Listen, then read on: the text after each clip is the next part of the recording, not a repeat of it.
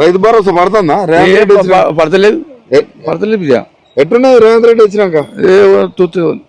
అంత ఎందుకు ఉత్తిది ఎందుకు ఉంటుంది?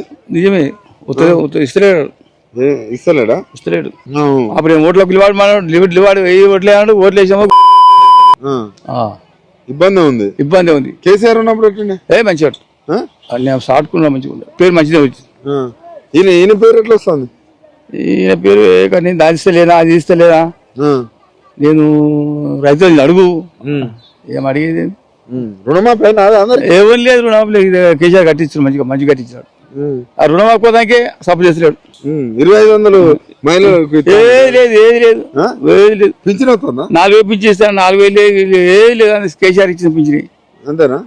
అది ఇచ్చింది ఏం లేదు. ఇప్పుడు మళ్ళా ఏంది సర్పంచ్ ఎలక్షన్ ఇట్లా వచ్చినాయి అనుకో గెలుతారా? ఆనక ఆనక కూడా ఇస్తారు. ఏరియా 10 ఏళ్ళు ముఖ్యమంత్రి ఉంటాడు ఆయన. నిన్న కూడా అన్నాడు 10 ఏళ్ళు నేనే ముఖ్యమంత్రి అంటాను. 10 ఏళ్ళు అయితే తెలియదు, మాపడికి తెలియదు.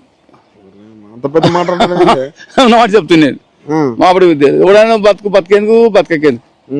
మొన్న వేసినా కాంగ్రెస్ కోటు వేసినాం కూడా ఉన్నమాట చెప్తాం వేసినాం. ఏమనుకుని వేసినావు మరి? ఏమైతే ఈ అమ్మ 4 లక్షలు పింఛన్ 4000 పింఛన్ ఇస్తాడు, 2 లక్షలు రుణమాఫీ ఇస్తాడు. ఇక అన్ని 2500 ఆడవాళ్ళకి ఇస్తాడు. బస్సు పిరి అన్నాడు, అది పిరి అన్ని అట్లా.